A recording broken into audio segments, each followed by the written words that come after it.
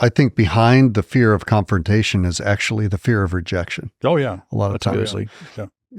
as a leader, you want to be liked, and you run all kinds of scenarios through your mind about how things are going to go. You do that in your marriage. You do that at work. It's like, if I sit them down, here's how they're going to respond.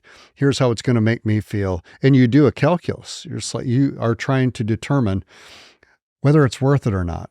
And most people, when it comes to change, whether it's you initiating change in your organization or your church, or you initiating change in yourself, it's when the pain of staying where you are is greater than the pain of making a change. Right.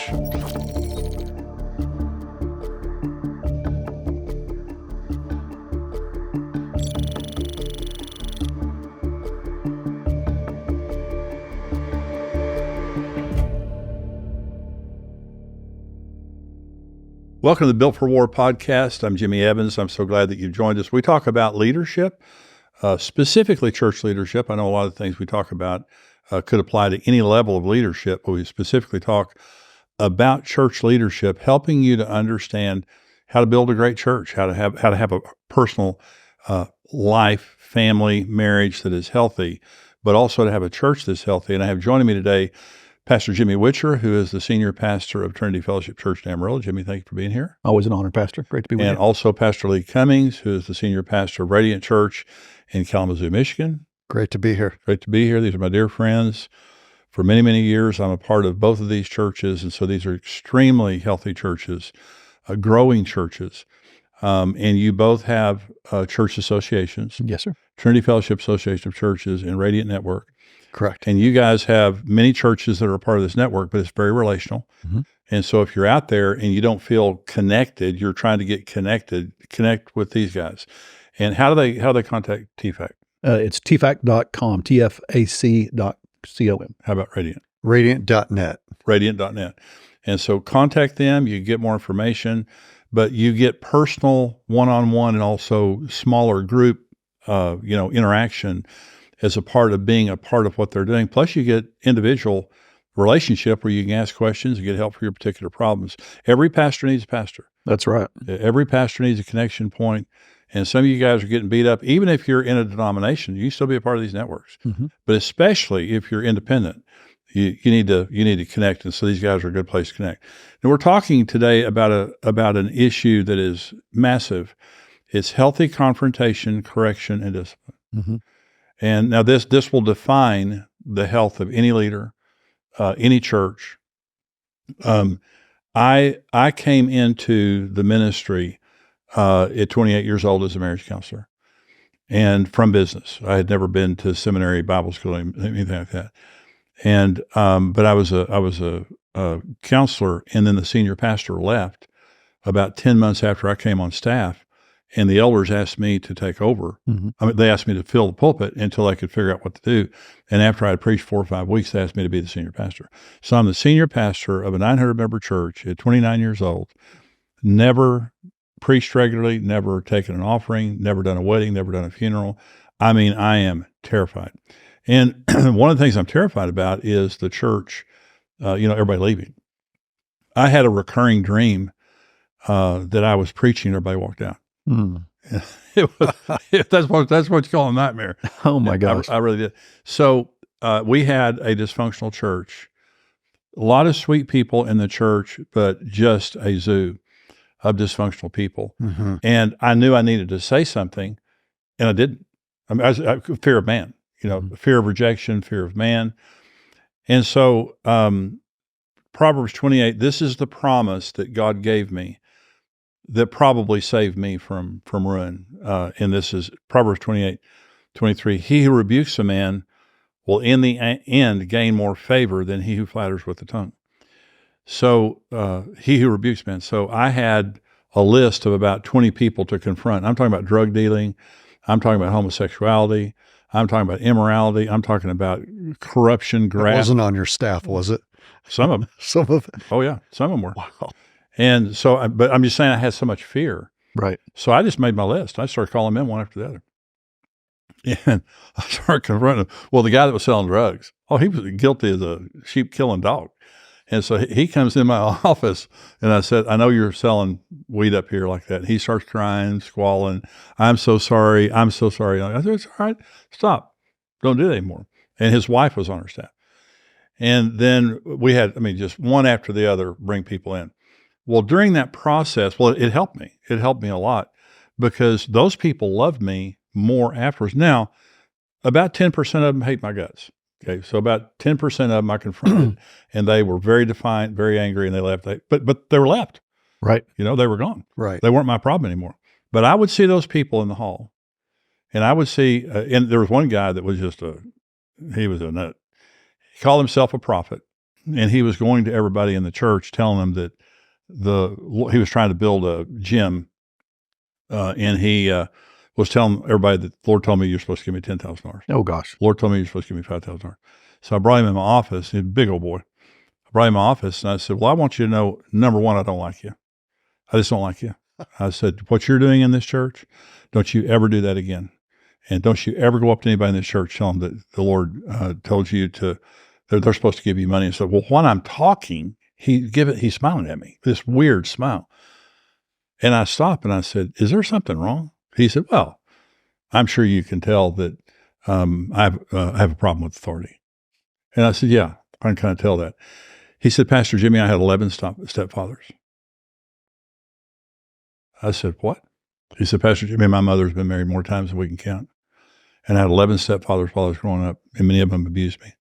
It's real hard for me to trust men. Well, so he didn't do his thing in our church any longer.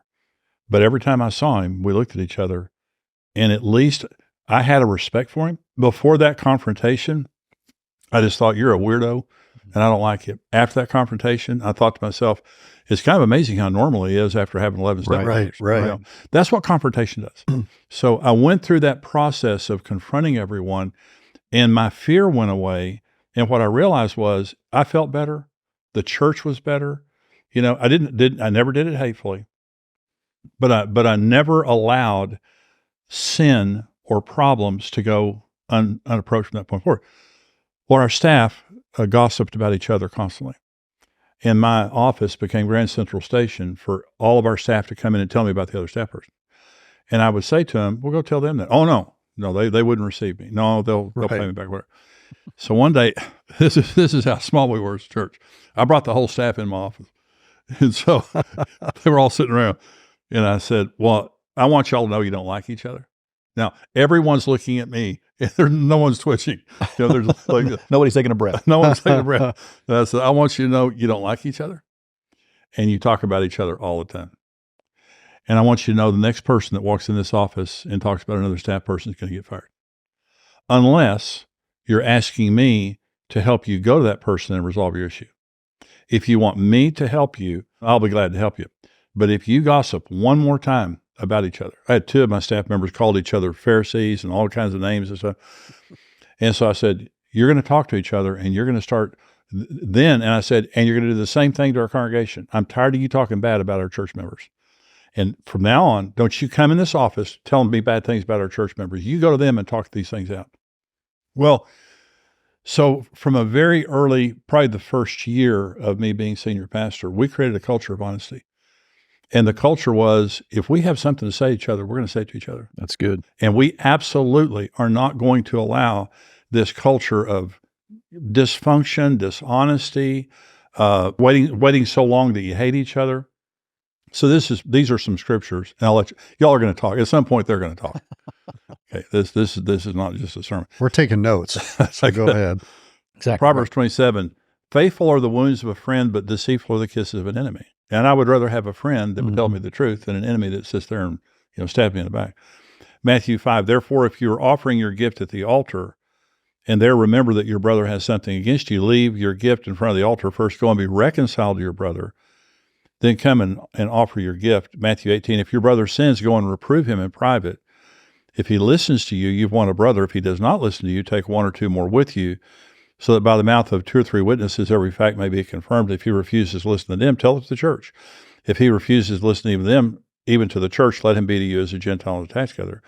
Ephesians 4:15, speaking the truth in love, we are to grow in all aspects into him. Ephesians 4:25, therefore laying aside falsehood, speak truth each one of you with his neighbor, for we are members of one another. Be angry, and yet do not sin. Do not let the sun go down in your anger. Do not give the devil an opportunity.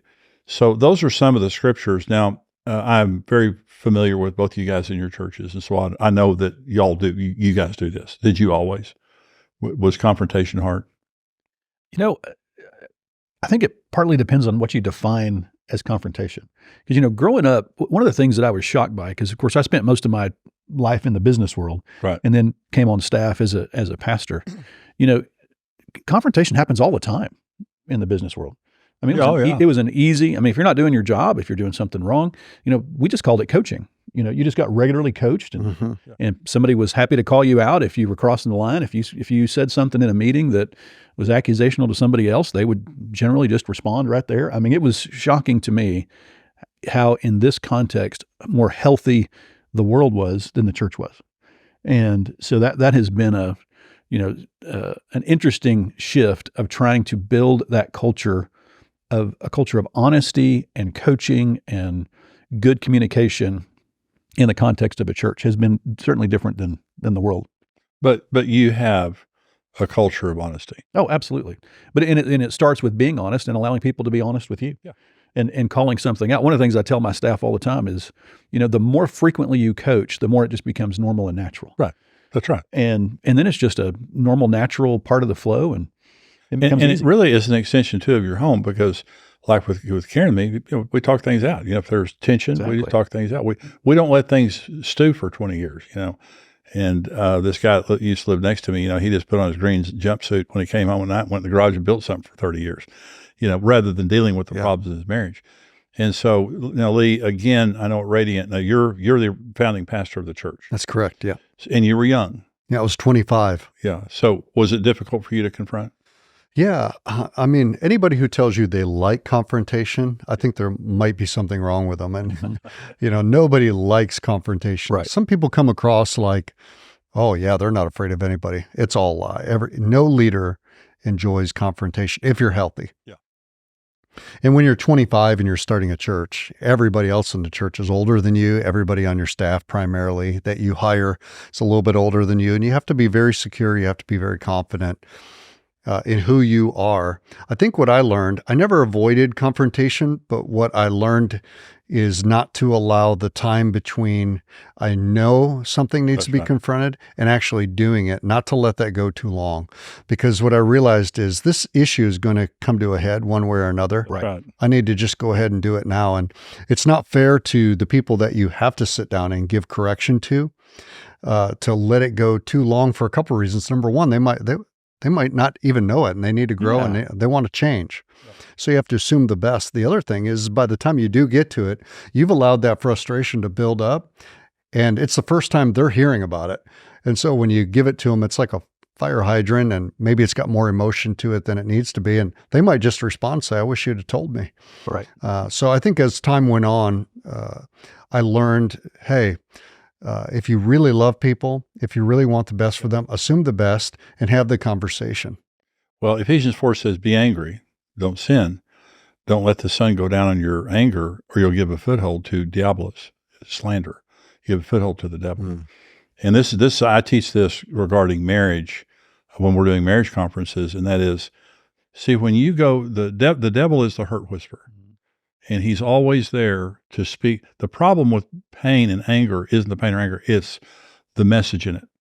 And so I went to bed on anger for 3 years when Karen and I first got married. We were dysfunctional. I was dominant and verbally abusive, and I'd get mad at her, and I was convinced that she was all the problem. And so I went to bed on anger hundreds of times in the first several years of our marriage. Well, after 3 years of doing that, I was convinced that I married the wrong woman. I also knew who I should have married, and I was convinced that she was all the problem. Mm-hmm. And so on the night that we almost separated, I told her to get out of the house. But I had read that morning in John 16 where Jesus said, when the Holy Spirit comes, he'll lead you into all truth. Well, I knew that I was about to lose my wife. And I prayed and I said, Lord, Holy Spirit, teach me how to be a husband. And the scale, it's like this blinders fell off my eyes. Now, the instant before that, I thought, I'm Mr. Wonderful. And I just accidentally married the devil's ex-wife. I didn't know. The instant after that prayer, I thought, I am the biggest jerk. And I'm the married most precious woman in the world. And I'm saying, what Lee was saying was, timing is everything. That's right. When you go to bed on anger, now if it's just a little problem, if it's not the biggest deal in the world, come back tomorrow. But if you're offended, if it's a major offense, see, even if I wait till tomorrow, you have to devil-proof your heart before you go to bed and say, Lord, I forgive him. I know this is going to work out. We're going to talk about it tomorrow. But here's what I said: when you go to bed on anger, when you wake up the next morning, you've been counseled by the devil and you don't know it. Because what makes the devil so dangerous is stealth. See, the devil took the form of a serpent. He didn't want the attention on him. Right. He slithered up. So when you go to bed on anger, the devil slithers in. He slanders your spouse. He slanders your employees. He slanders your boss. And then he slithers out. You wake up the next morning, you think you're enlightened. You're deceived. That's right. And every day that goes on, and then by the time you're meeting with them, they're the devil. That's right. And you talk about a bad confrontation. Because at that point, many married couples that are, trying to resolve conflict or whatever, the reason we can't resolve this is I'm trying to convince you you're the devil and you won't agree. Mm-hmm. I'm not the devil, And the other thing is you're trying to interpret my motives, and you can't. So both of these churches, there is a culture of honesty and a culture of confrontation. This is a hard issue for a lot of people. So let's talk about people that are watching right here and they're leaders and they don't like confrontation, and they're peacemakers. They want to just they don't want to ruffle feathers. So what do you say to people like that don't want to do it, that just don't want confrontation, but they're in leadership? Well, the one thing I would say is, of course, we know blessed are the peacemakers, right? Mm-hmm. So we know Jesus encourages peacemaking. But what I've found is a lot of times when there's an issue to be dealt with, the verse you read at the very beginning about if you go to the altar and you're about to make your gift and you realize somebody has something against you, stop. Put this issue off. Don't bring your offering. Go take care of that, then come back. And so a lot of times what I found is the only way to make peace is to have a confrontation. That's right. That's exactly right. And a confrontation doesn't have to be a bad thing. It doesn't have to be a aggressive thing, but it's a sitting down and saying, hey, this has happened and this is my perception of it, and I'd like to talk about it. And every single time we've ever done that, it actually brings unity. It brings a closeness. You don't start out with accusing. No. You start out with, I want to talk this out. Exactly right. I think behind the fear of confrontation is actually the fear of rejection. Oh, yeah. A lot of times. Yeah. As a leader, you want to be liked, mm-hmm. and you run all kinds of scenarios through your mind about how things are going to go. You do that in your marriage. You do that at work. It's like, if I sit them down, here's how they're going to respond. Here's how it's going to make me feel. And you do a calculus. You are trying to determine whether it's worth it or not. And most people, when it comes to change, whether it's you initiating change in your organization or your church, or you initiating change in yourself, it's when the pain of staying where you are mm-hmm. is greater than the pain of making a change. Right. That's when you do it. And you have to think through the lens of the person that you're trying to help, who's on your team, and wanting them to be better, because ultimately that's what it comes down to, is we want to help you be better. And as a leader, we have to get over our fear of rejection. It's like, not everybody's always going to like us, and they're not going to like every decision that we make. And there is a difference between being a peacemaker and a peacekeeper. That's right. If you're trying to keep peace, you'll lose peace. That's good. But sometimes in order to make peace, you have to mess things up a little bit. You have to confront some things. And people, and I've had, and they're precious people, they're the peacemakers. They're the ones that are always trying to, keep everything together. You're not making peace. You're ensuring that there's going to be trouble. Yeah. You're locking the problem up mm-hmm. rather than letting it out. So like you said, the only way you can make peace is to regard. So it's a rejection. He who rebukes a man, and that's not talking about being rude, just talking about confrontation, will in the end gain more favor than he who flatters with the tongue. You're talking about rejection. Actually, I had an assistant one time, And I was dealing with the confrontation issue. Well, she was terrible. And I mean, there were 18 things I didn't like about her and wanted to change. And so this was the first assistant I ever had. And it wasn't her fault. It was my fault because I never said anything to her. And she came in my office one day and she said, "Am I doing a good job?" And I said, "Yeah." And she wasn't. I was lying. And she said, "Well, I'm kind of insecure because you never correct me." Wow. And I thought, exactly. well, she knew she wasn't doing perfect, but because I wouldn't correct her, it didn't make her feel secure. It made her feel insecure. Yep. Wow. Rather than me saying, "Hey, you're doing a great job, but this and this and this." So the issue of being a peacemaker, your church is not going to be functional till you confront. Well, let's talk about ways not to confront. Let's talk about the other things. One is passive aggressive behavior. Right. Okay. Which is, so passive aggressive behavior is, passive means I'm not going to do what you want. Aggressive means I'm going to do what you don't want. Okay. I'm going to eat chips in bed. I'm going to, stay up late and watch TV with the sound up. Whatever it is that bothers you, I'm going to do that. And whatever it is you want, I'm not going to do that. So in church, a lot of times, rather than confronting and communicating, leaders will be passive aggressive. Mm-hmm. No eye contact, avoidance, little messages like that. So talk about that. Have you ever seen that?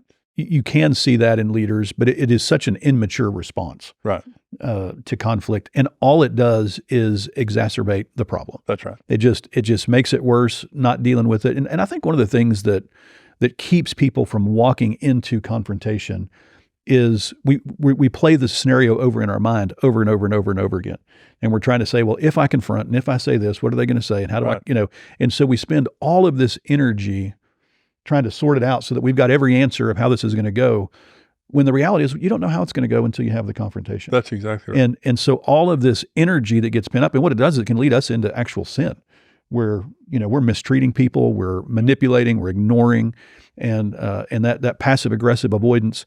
And the other thing that happens a lot of times too, we're thinking about the pain that it's going to cause us. And when I think about most of the things that I've had to confront on, it's because that person unintentionally is either not performing well, or their intentional or their actions are causing hurt in some other way of the organization. So what we're really saying is I would much rather let that pain go on to others than me have to deal with the pain as the leader of having the confrontation. And that's just not good leadership. So. Yeah, that's really good. I think confrontation, you have to keep in mind what you're confronting, because if it's improvement in an area and it's just they're growing in that area, they need coaching, or they're unaware of what they're doing, that's one level.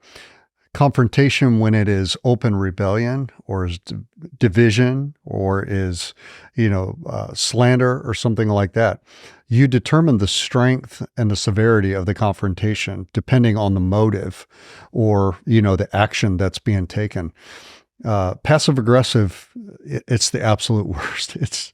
I've had people on my staff that over the years that's all they know is passive aggressive behavior. And it's so frustrating because if you try to call them out on it, they'll just be like, "Oh, I don't know what you're talking about." Exactly. Or it's like, what? Oh, did I pass you in a hallway and didn't say hi to you or something? Sorry, I didn't see you. Yeah. It's like, please don't insult my intelligence. And it's one thing when you as a leader get that, but when you as a leader are using that as a technique to lead your people, you're insulting their intelligence and also you're diminishing your leadership. Mm-hmm. Well, I met with a guy yesterday, and he said, he was telling me the story of one of his best friends who just left the staff of a church.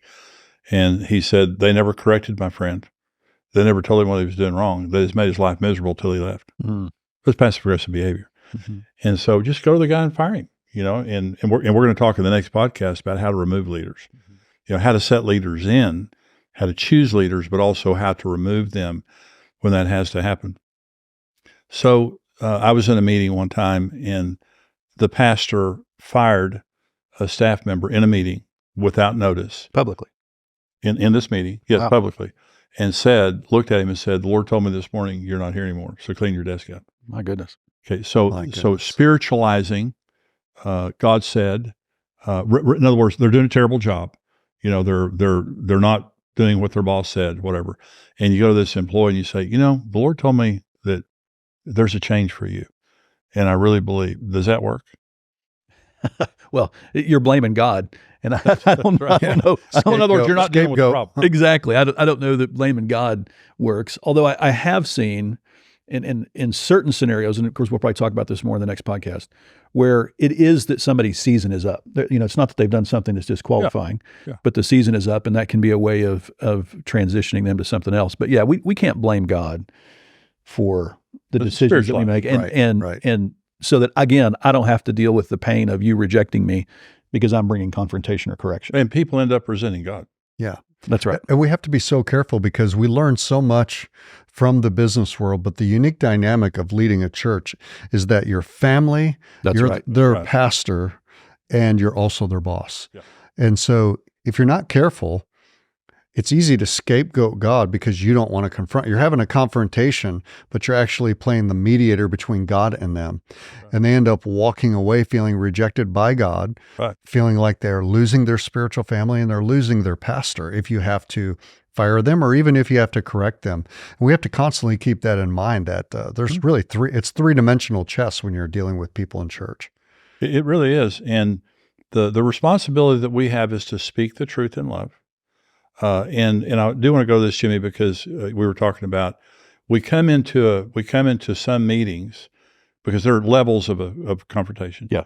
Because there's first of all just the personal confrontation, and I'm not telling you the eternal truth. I'm just telling you my truth, and I'm just saying from my perspective, I think that you have been avoiding me. I think that I'm not saying this is true. I'm just telling you how I feel. I'm not attacking you because whatever. So we talk it out, right? Okay, and then we listen. And if the person says, I'm not avoiding you, well, we talk the thing out. I believe you. I just wanted you to know how I feel. And so now we have an honest conversation. The thing I wanted so much as a leader is for everyone to know I'll never sneak up on you. Right. If I have something to say, I'll say it to you. That's good. You never have to wonder what I'm thinking, because if I'm thinking something bad, you'll know it. Okay. So what I never wanted was for people to fear me, in the negative sense. Yeah. And for that. So let's talk about levels. So that's personal confrontation. Mm-hmm. Personal confrontation is, it's not because I'm the senior pastor or whatever level of leadership you have. I'm not confronting you because of my position. I'm confronting you because of our relationship. The second type of confrontation is authoritative confrontation. Is I'm confronting you either as a staff person or as a volunteer because you're not doing something right. Okay. So this is a little different. Mm-hmm. Okay. So now I'm not telling you my opinion. Maybe to some degree I am, but I'm coming to you and I'm saying there's a problem. Mm-hmm. So how do you do that? How do you confront that? Well, I'm thinking of two different scenarios that have played out. One is a scenario that happens on a regular basis. So one of the things that we believe at Trinity is we do have membership, so you can be a member. And there are certain things that are a requirement of being a member. So as an example, if a young couple comes to us and they're living together and they want to become a member, well, that's an opportunity for us to pastor them. So we're going to call them in, and you could call that a confrontation, if you will. I would just call it a pastoral moment where we say, hey, here's what we believe. We believe in marriage, and this is what marriage looks like, and we believe this is what the Bible says, and we're pastors, and we love to marry people. So if y'all want to get married, let's get married. So there's a loving way to kind of have that conversation. And I hope everybody's listening to that. Yeah. Well, it's a big deal. And we do the same thing with baby dedications. When couples, we want to do baby dedications, it's a great opportunity to connect with them there as well. And we do a lot of in-office weddings that happen on a regular basis. And then we have people that are like, well, we don't want to get married. We're like, well, then we ought to figure this out then and help pastor them through that. But then I'm thinking of another scenario. I'm thinking of an elder, probably the only elder that we've had to remove in my tenure. And that was a continued escalation of conflict. It started with, frankly, him writing a letter to you that you handed off to me, and we sat down and had a conversation that didn't go great. And then it was time to take it to the next level. So me and another gentleman sat down, another elder sat down. We had a conversation that we thought went really well. But then this gentleman kept bringing stuff up. So we just keep escalating it until it ultimately became a full elders discussion. Yeah. And he was removed. And he was ultimately removed. I think he's since then kind of had a repentance and a change of heart on some level, which has been good. But yeah, he ultimately got removed as an elder. Well, and the other thing, it was relational. All the way. It was relational. However, it was firm. That's right. And that we don't accept this. Mm-hmm. What you're trying to do here, we don't accept it. Very relational, multiple conversations, and then we removed him. Over months. Over months. What about you, Lee? What about that? Well, when I think of confrontation, I think one thing that needs to be said, especially with younger generational leaders, is face-to-face. Yeah. This has to be face-to-face. You don't do confrontation over emails or texts. Absolutely. Phone calls, there might be occasions where that's the only way that you can, but the best is always face-to-face. And I say that because we have a ton of Gen Z and millennials on our staff, and it's amazing to me the things that they will say by text or by email that they will never say in person. Well, I've had meetings with people, Lee, and we just leave and say, everything great. And an hour later, I get this scorching email that they're telling me everything that they wouldn't tell me in person. Right. Exactly. So, we don't allow that on our staff. No. It's like if you have serious issues and you have confrontations, that's a face-to-face situation. You value somebody. And I think when you do it, the reason why face-to-face is so important is because there's the tone and there's the body language and there's the eye contact. Right. And when you do that, I think being straightforward, being honest, seeking to understand, even before seeking to be understood is a key component, because we all come into those meetings, and there's a percentage of the time that you go into it and it's not at all what you thought it was. Right. Or there's contributing factors. I remember having one of our worship leaders at the time. He came in and I just felt like, man, he's showing up. He's not really putting his heart into it.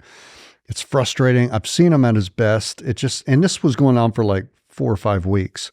And so I scheduled an appointment with him. I said, hey, I want you to come in. Let's talk through weekend services and let's review some things. Sat down, and in my mind, I thought he's probably talking to other churches, or he's just not putting his heart into it. What's going on? Well, ends up he's having all kinds of marriage stuff that's going on. And so he's coming from home where he just got in an argument where there's tension, and he's trying to lead people in worship. Yeah. So it became a pastoral moment more than a performance moment. Right. And you find that out through confrontation. That's right. It happens all the time. Yeah, all the time. Very common.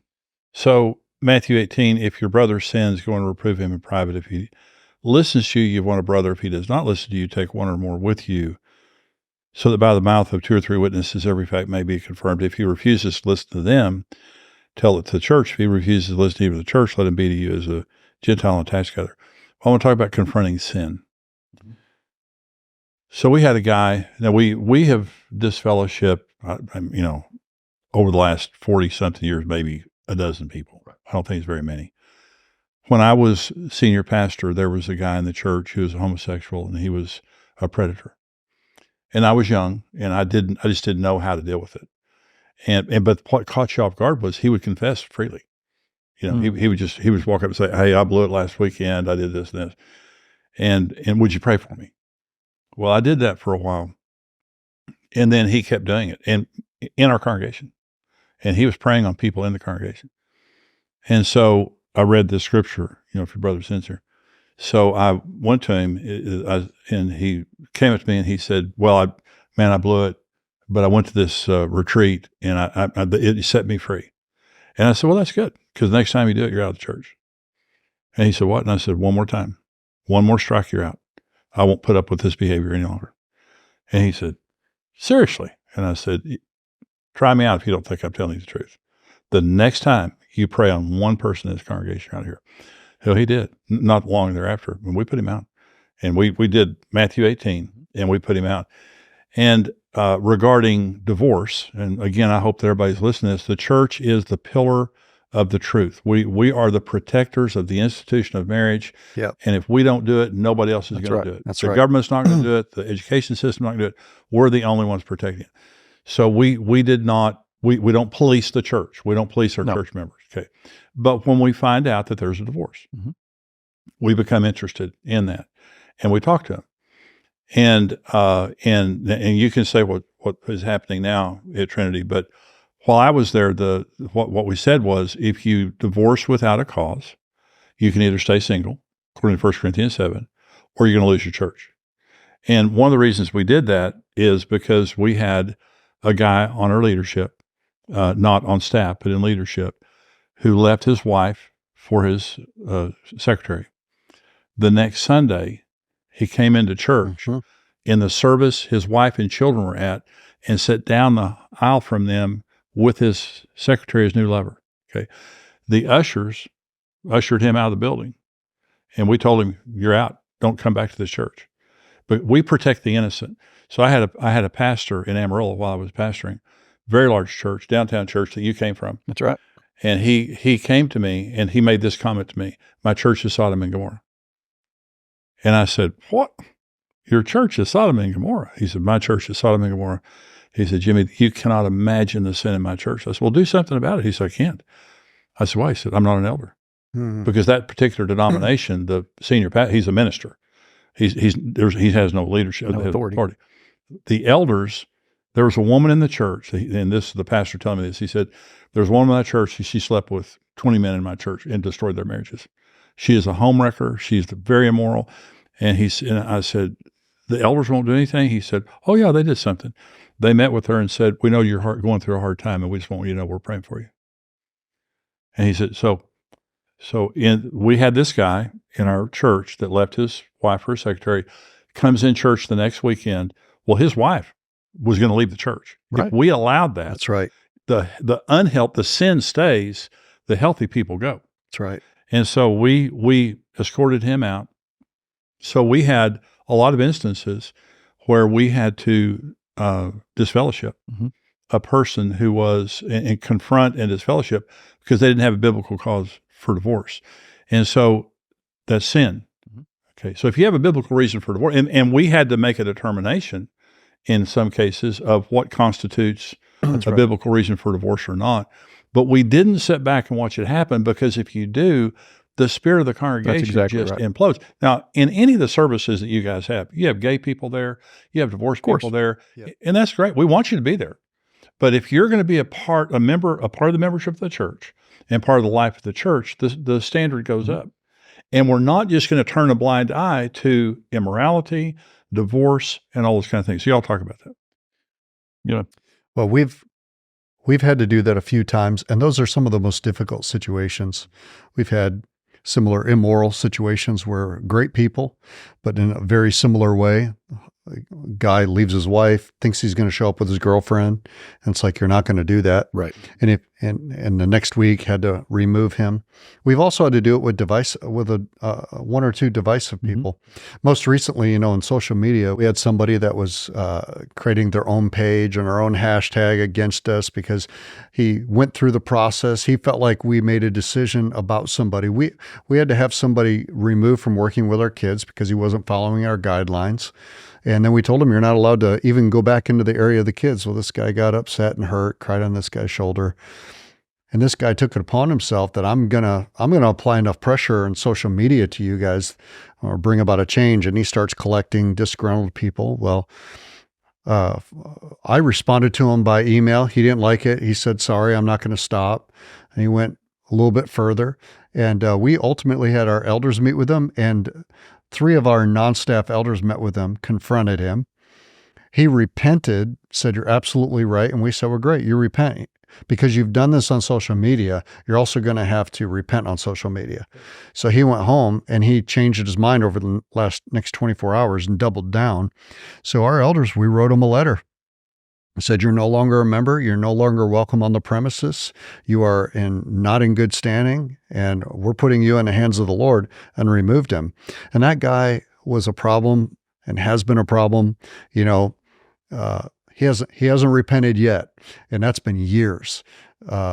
Those are difficult situations, and you don't take them lightly, but they're necessary, because one of the responsibilities we have as pastors is we're gatekeepers. That's exactly right. And not everybody that tries to get into the fold is a sheep. There's goats, sheep, and there's wolves. That's right. And you have to be able to determine what they are, and you treat them all differently. You bet. So Titus 3:10 says, reject a factious man after a first and second warning. And when I became the senior pastor of Trinity, I was 29. Most people were very kind. I would say 95% of the congregation was very supportive. I think 5% weren't, and there was one guy that wanted me out, and he campaigned against me. And being a young, very insecure, fearful young man, I didn't know what to do. I just hated him. I mean, I just hated his guts. And I had to deal with that over here. But we were driving down the street one day, and I was at my wit's end, because he came into an elders meeting with me present and told the elders, he's not the one. You need to keep looking. You made a mistake. So Karen and I were driving down the street one day, and the Lord said to me, page 1295. And I said, Karen, open your Bible there to page 1295. It was Titus 3:10. And she said, open there. And I said, and read verse 10. And she said, reject a factious man after first warning. So wow. I'm not, this is not necessarily a good how-to video here. But so this guy, he was an insurance dealer. So I went to his place of business, and I called him and said, hey, can I come see you? He said, yeah. So I went into his place of business, and I walked into him, and I said, reject a factious man after a first and second warning. That's what it says. And so I walked into the business, and I said, well, now I know you don't like me. And I know that you're trying to campaign to get me out of the church. And I said, but God put me there. And Titus 3:10 says, reject a factious man after a first and second warning. And I said, you're being divisive. This is your first warning. I said, next time it happens, you're gone. And he turned purple. I mean, he was a big guy. He turned purple. He says, that everything? I said, for now. And we put him out. He did it again. He kept on. We put him out. And it was like somebody sprayed Lysol.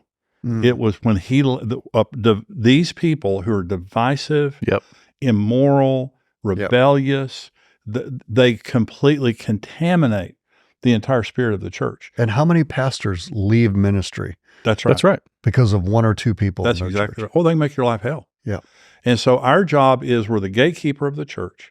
And I know that there are senior pastors watching, there are people on all different levels of leadership, but it is our responsibility to be honest and functional and to confront. And I have one more question before we run out of time here. What happens when they don't respond well? What happens when you're, not the personal stuff, but what happens when you're talking to a staff person? In the next podcast, we're going to talk about removing leaders. And we can kind of pick up on this conversation. You're the leader, or you're in a position of leadership, and you confront a person and they just tell you to hang it on your beak. You know, I call you. Exactly. That's exactly right. So, but and we're gonna carry this into the next podcast. But the point is, you don't allow that. No, you cannot. Right. You can't. You can't flinch. Can't flinch. Can't flinch. That there has to be, and we're talking about confrontation and conflict resolution. I'm going to insist on a resolution to this. That's right. Okay. And if I'm in a position of authority, I'm going to define what that is. Okay. Now, the higher the level of confrontation, like sin, we're going to involve the elders in that. That's right. Yeah. So, because we want, like you said, your elders wrote this guy a letter. Yeah. Okay. So there's some things I'm going to deal with myself. When it gets to this point here, though, we're going to get together.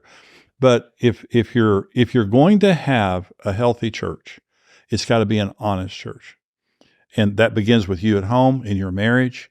A lot of pastors, a lot of church leaders have bad marriages because they put the church before their marriage, and they don't have good communication and things like that. It starts at home. And if you have problems at home, my encouragement to you is go home, focus on your marriage, and start talking things out. If you're being passive aggressive, you're just sweeping things under the rug or whatever, don't do that. Is begin to confront your problems at home, including your children, in a healthy, godly way. Then bring it to church. Mm-hmm. And